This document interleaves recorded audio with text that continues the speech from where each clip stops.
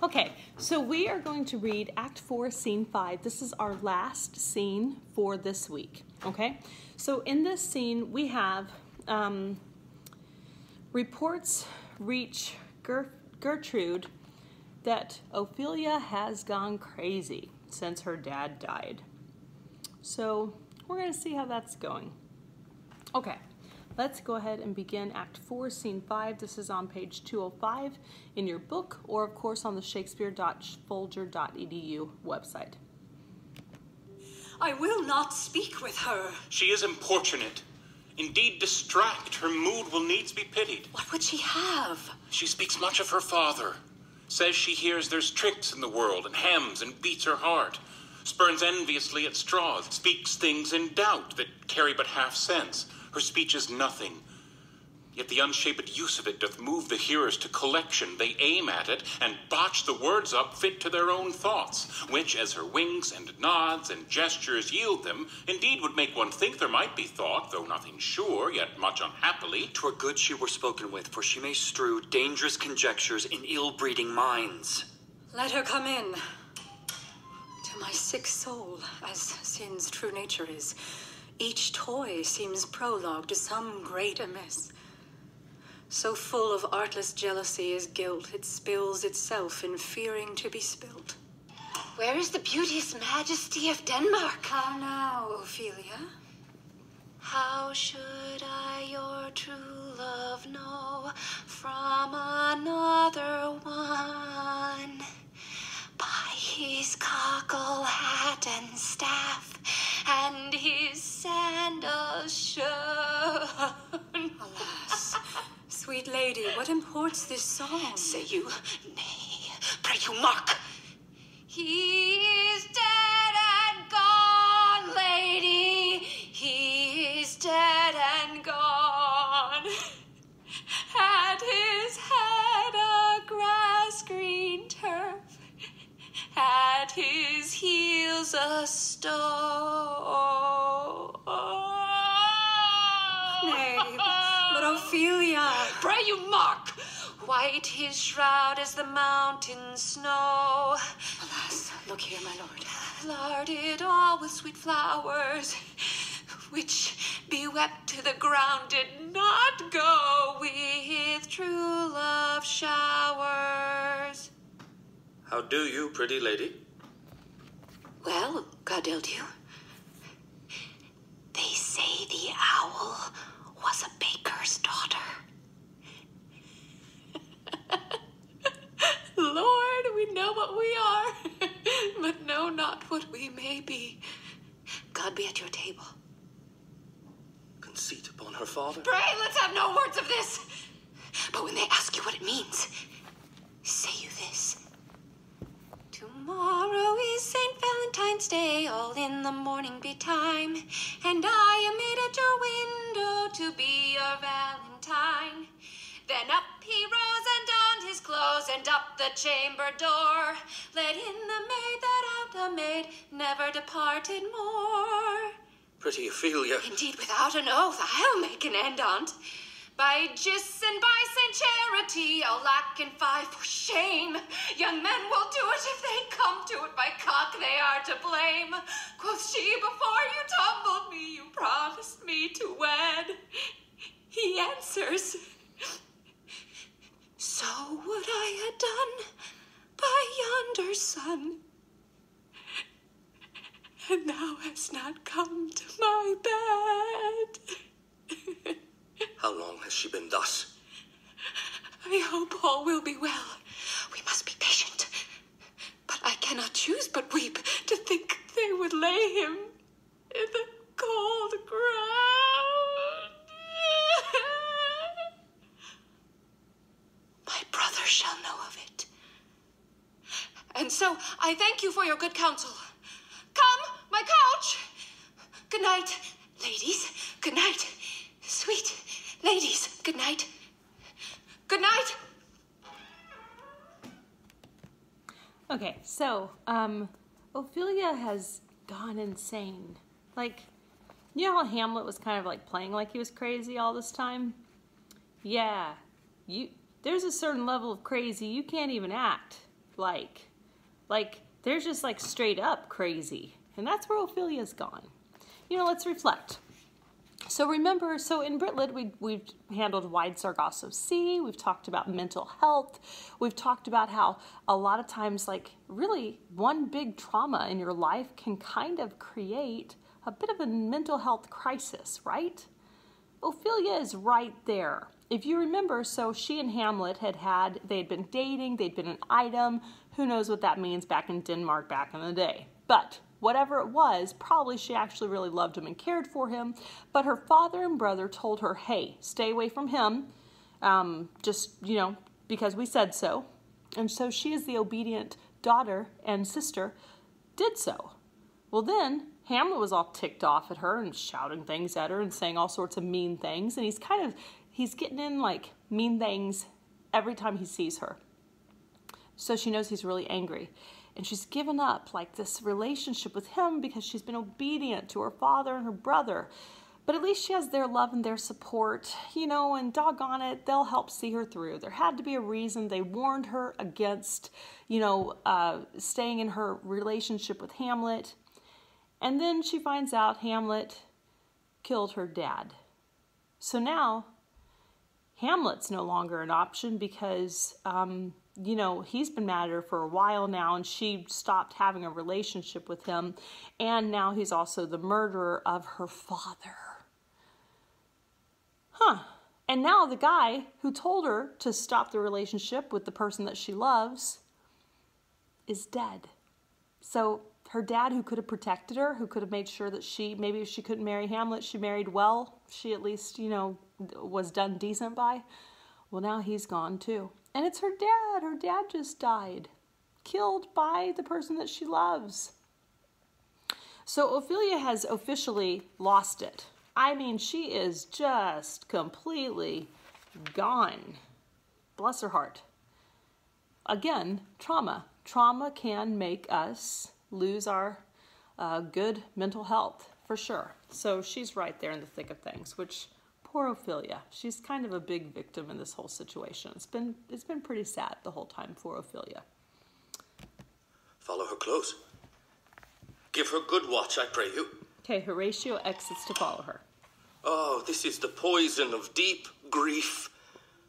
It springs all from her father's death, and now, behold, oh, Gertrude, when sorrows come, they come not single spies, but in battalions.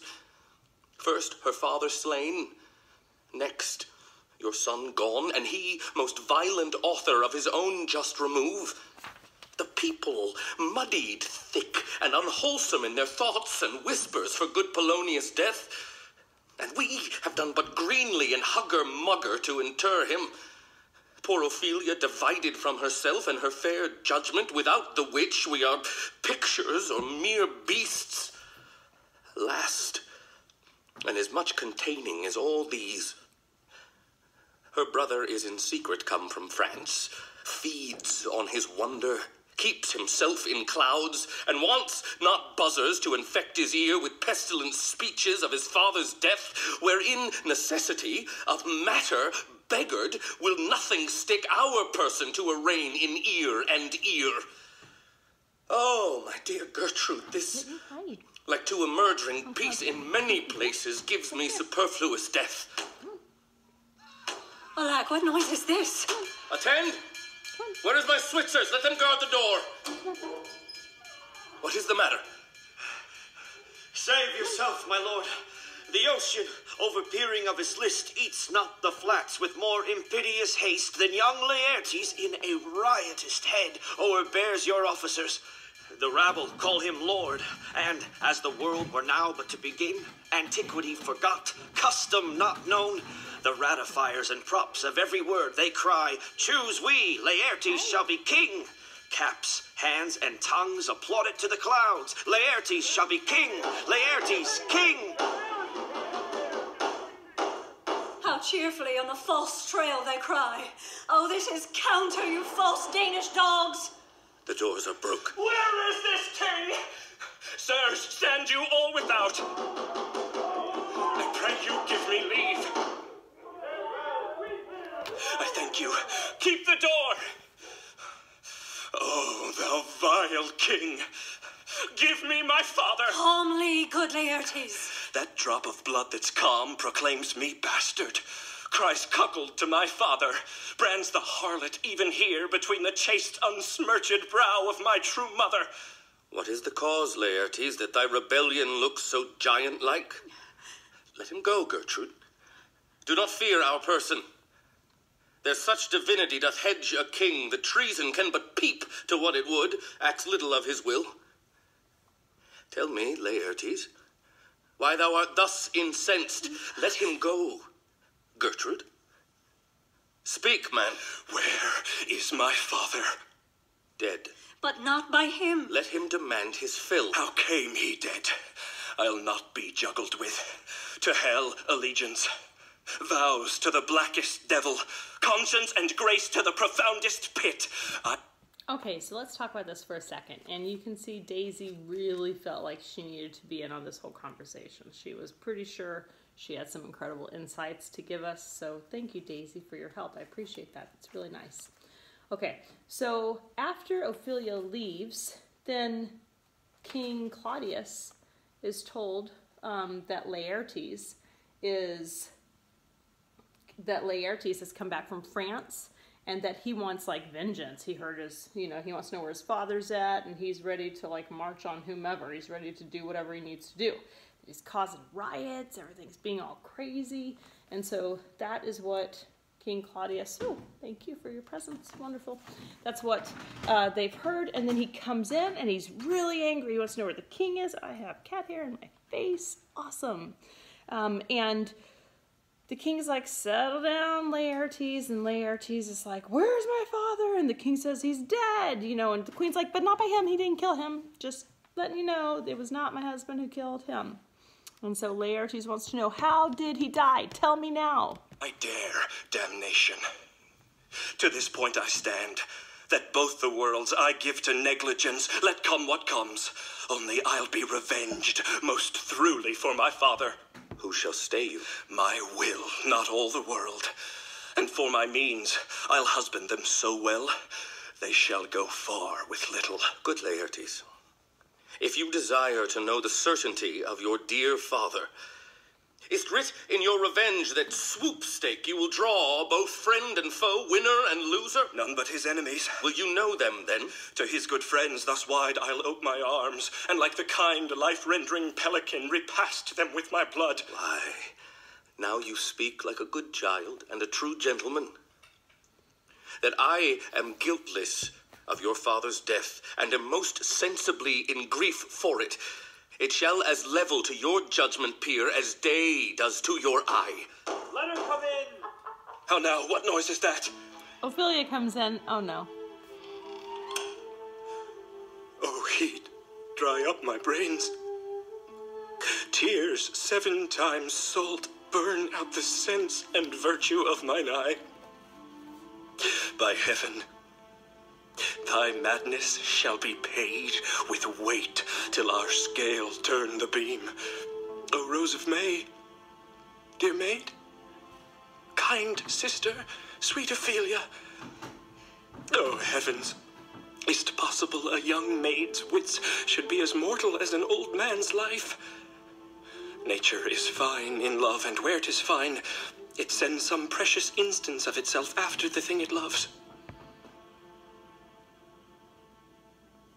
They bore him barefaced on the bier. Hey nani, nani, hey nani. And in his grave rained many a tear. Fare you well, my dove. Hadst thou thy wits and didst persuade revenge, it could not move thus. You must sing a down, and you call him a down, oh. How the wheel becomes it.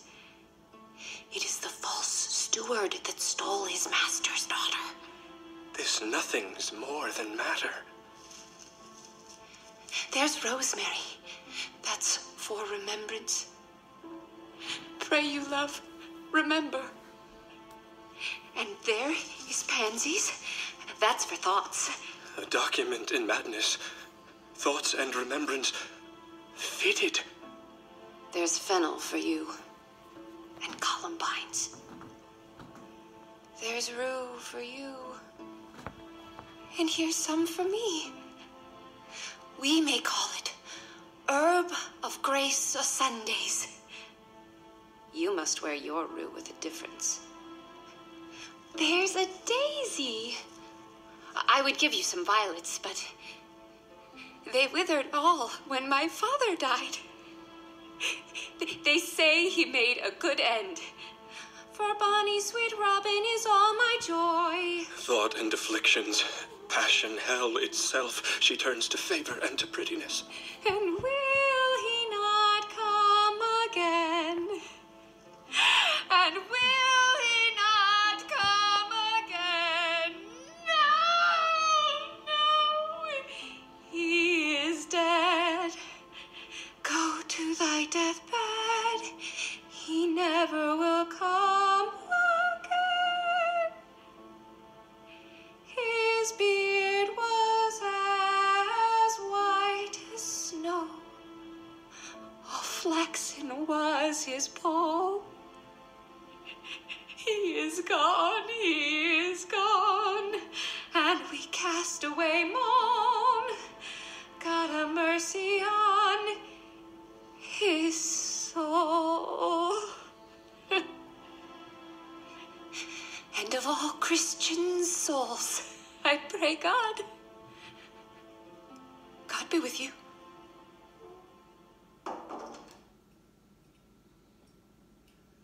Do you see this? I can't even really speak. That is horrifying. Like, and really sad in some way. Ophelia is really, really completely broken by her father's death. And maybe what she sees is like just a complete aloneness now. And, you know, the person that she loved killed her dad. So she is rudderless in a way. Oh, God. Laertes, I must commune with your grief, or you deny me right. Go but apart. Make choice of whom your wisest friends you will, and they shall hear and judge twixt you and me. If by direct or by collateral hand they find us touched, we will our kingdom give, our crown, our life, and all that we call ours to you in satisfaction.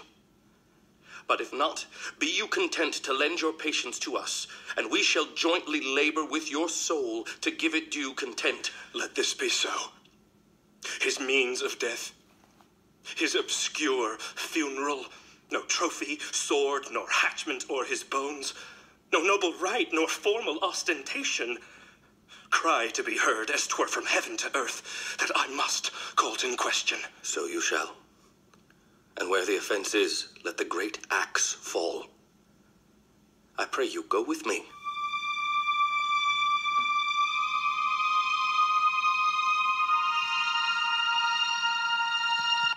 Okay, so the King Claudius basically says he's going to help him, you know, repay the person who took his father's life. And clearly Laertes is just broken by seeing his sister in this completely mad state. And he wants the person who is to blame for this, who is responsible for this, to pay. And so the king's like, yeah, I can help you. I didn't kill your father. I can help you get revenge on the person who did. Help you figure out what happened. And Laertes is upset because everything about his death has been a little bit shady. His obscure funeral, no trophy sword, no hatchment o'er his bones, no noble rite, nor formal ostentation, cried to be heard, as 'twere from heaven to earth, that I must call it to question. So they didn't really have proper funeral rites and everything for Polonius. Like, because of the fact that I guess the prince killed him, they kind of kept it hush-hush. Like, I don't know, I guess, you know, they just, as a result, didn't really do right by Polonius in his funeral rituals and things. So anyway, so the king says he's going to help him get to the bottom of this and find the responsible party, which we know is Hamlet. So, Okay, so that is the end of Act 4, Scene 5. This is where we're stopping for this week. That will leave for next week, which is our last week. We will read Scenes 6 and 7 from Act 4, and then Act 5 just has 2 scenes in it, okay? Okay, so that's all we have for this week. Happy reading, and I will talk to you guys on Friday. Bye.